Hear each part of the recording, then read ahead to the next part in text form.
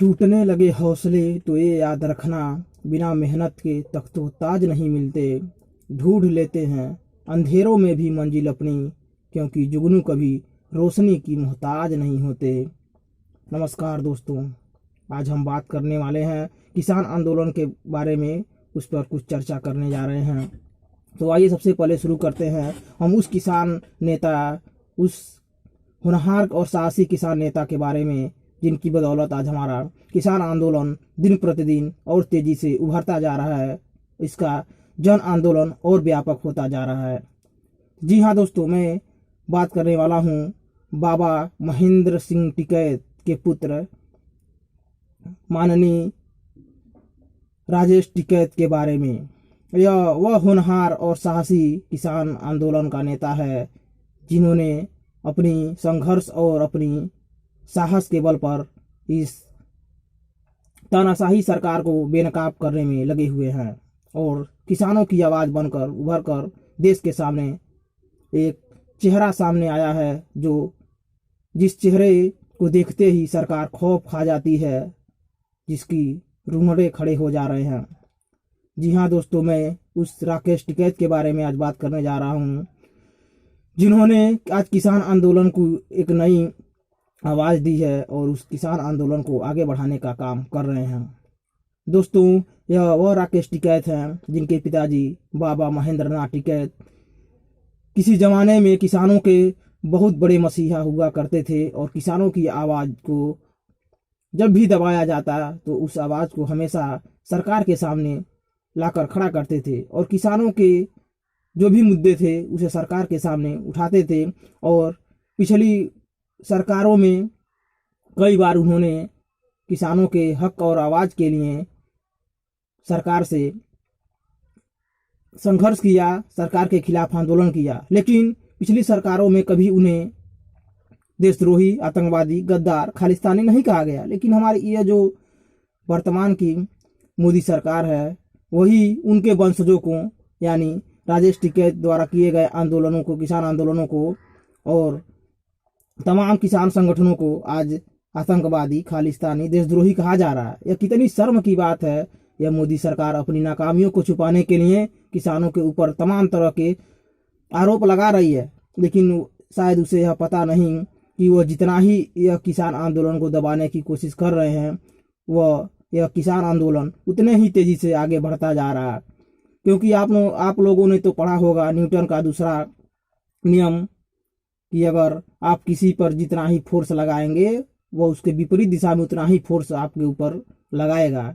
यानी अगर आप किसी को दबाने की कोशिश करेंगे तो वह दबेगा नहीं, बल्कि और साहस और ऊर्जा के साथ और उभरता हुआ जाएगा। क्योंकि अगर आप देखिए सरकार किस तरह से किसानों के आंदोलनों को दबाने के लिए तरह तरह के षड्यंत्र कर रही है, तमाम तरह की बैरिकेडिंग कर रही है, जगह जगह खड्डे खोद रही है। लेकिन मैं सरकार से कहना चाहता हूँ कि अगर आप किसी के लिए गड्ढे खोद रहे हैं तो भविष्य में आपके लिए वह खाई का काम करेगा। इसलिए इस बात को आप मत भूलिए कि जो जनता आपको अर्थ से फर्श पर बैठाई, यानी विपक्ष से सत्ता में लाई है, अगर उसी जनता की आवाज़ को आप दबाएंगे तो ही जनता आपको एक दिन ऐसा तमाचा मारेगी कि आप किसी को मुंह दिखाने लायक नहीं रह जाएंगे, आपकी हैसियत कुछ नहीं रह जाएगी। क्योंकि लोकतंत्र में जनता ही भगवान होती है और जनता ही सर्वशक्तिमान होती है। जनता जिसे चाहेगी उसे सिंहासन पर बिठा देगी और जनता जिसे चाहेगी उसे धरातल पर फेंक देगी।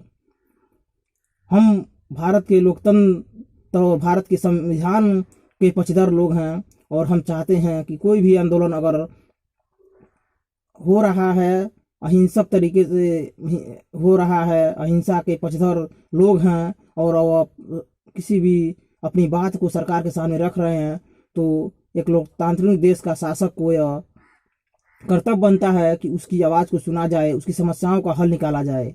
आज देश का पेट भरने वाला किसान आज सड़कों पर पिछले 2 महीने से अधिक दिन हो गए, 70, 72, 75 दिन के लगभग हो गए, आज सड़कों पर खुली आसमान के नीचे ठंड में किस तरह से अपना जीवन यापन कर रहा है, किस तरह से आंदोलन कर रहा है। आप जरा किसी दिन ठंड में बाहर निकलकर उसको महसूस कर सकते हैं।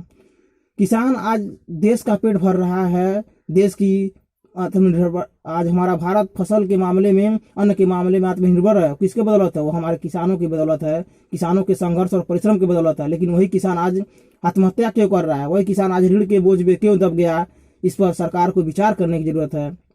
सरकार को ये चाहिए कि जिस तरह से किसान हमारे देश का पेट भरता है, सबके लिए रोटी और अनाज पैदा करता है, देश की खुशहाली के लिए दिन रात मेहनत करता है, तो सरकार का भी ये दायित्व है कि उसको सम्मानजनक जो भी उसके फसलों के दाम है उसे मिलना चाहिए। किसानों ने क्या मांग किया? किसानों ने कहा कि हमें MSP के रेट पर ही हमारी फसलों को खरीदो, उससे कम पर नहीं खरीदो। यानी सरकार एक कानून बना दे कि कोई भी अगर MSP यानी न्यूनतम समर्थन मूल्य, मिनिमम सपोर्ट प्राइस के कम रेट पर अगर कोई फसल खरीदता है तो उसको दंडित किया जाए, उसको सरकारी प्रावधानों के अनुसार उसे रोक लगाया जाए। तो सरकार किसानों की इस मांग को ठुकरा दी, इस मांग को नहीं मान रही है, सिर्फ कह रही है कि हाँ MSP पर खरीदा जाएगा। बताइए कहने से क्या हो जाता है? मोदी जी ने तो बहुत सारा बात कहा था, हर व्यक्ति के खाते में 15 लाख देने की बात कही थी, हर साल 2 करोड़ रोजगार देने की बात कही थी, 100 स्मार्ट सिटी बनाने की बात कही थी, किसानों की आय दोगुना करने की बात कही थी। लेकिन क्या ऐसा हुआ? संभव हुआ? नहीं हुआ, क्योंकि सिर्फ कहा गया, काम किया नहीं गया। तो किसानों को इसलिए इन मोदी जी के बातों पर भरोसा नहीं है, क्योंकि पिछली बार जितनी बातें उन्होंने कही थी कोई भी बातों पर वो खरे नहीं उतरे। इसलिए किसान मांग कर रहे हैं कि यह कानूनी तरीके से संविधान में इसको उसका कानून बनाया जाए कि मिनिमम सपोर्ट प्राइस से कम कीमत पर हमारी फसलों की खरीदारी कोई भी न करे, चाहे वो प्राइवेट सेक्टर हो या सरकारी सेक्टर हो। साथ ही साथ स्वामीनाथन रिपोर्ट लागू किया जाए, यानी फसलों का 1.5 गुना दाम। यानी अगर हम 1 किलो गेहूं उत्पादन करते हैं और उसका कीमत उत्पादन करने में 10 रुपया लगता है, तो यानी फसलों का 50% अधिक दाम पर उसे बिक्री हो, मतलब 1.5 गुना, यानी 15 रुपये किलो पर वो बिके। मतलब अगर 20 रुपया किलो कोई चीज अगर हमें उत्पादन करने में उसकी लागत लगती है तो 30 रुपया किलो बिके। तो इस स्वामीनाथन रिपोर्ट को भी सरकार लागू नहीं की, जो कि पिछली जब विपक्ष में इस भाजपा थी तो बोली थी कि सत्ता में आएंगे तो हम स्वामीनाथन रिपोर्ट लागू करेंगे। सत्ता में आए हुए पिछले 6-7 साल हो गए, लेकिन स्वामीनाथन रिपोर्ट भी आज तक लागू नहीं की। ऊपर से बिना किसानों के बातचीत किए, बिना किसानों के संगठनों से बातचीत किए वो 3 तरह के कृषि कानून किसानों पर थोप दिए। वो किसी कानून कहीं भी किसानों के हित में नहीं दिखाई देता, किसान इसका विरोध कर रहे हैं, किसान संगठन विरोध कर रहे हैं, लाखों करोड़ों किसान इसका विरोध कर रहे हैं, और सरकार सोई हुई है। वह बोल रही है कि किसी कृषि कानून किसानों के हित में है, कहीं पर भी यह कृषि कानून किसानों के हित में नहीं है। इसलिए हम सरकार से आग्रह करते हैं कि वो अपने बनाए गए कृषि कानूनों पर पुनः विचार करे और किसानों की मांग को माने। यही देश के हित में होगा, यही सबके सम्मान के हित में होगा, देश की खुशहाली के हित में होगा। क्योंकि जिस देश का किसान खुशहाल नहीं होगा वह कभी भी देश उन्नत नहीं कर सकता। और भारत एक कृषि प्रधान देश है, और कृषि प्रधान देश में अगर किसानों की आवाज़ को नहीं सुना जाता है, किसानों की आवाज़ को अगर दबाने की कोशिश की जाती है, तो कहीं ना कहीं देश की आवाज़ को दबाने की कोशिश है, या देश को बर्बाद करने की कोशिश है, किसानों को बर्बाद करने की कोशिश है।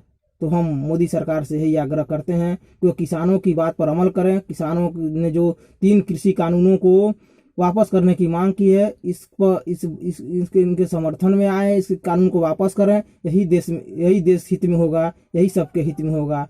जय हिंद दोस्तों, धन्यवाद।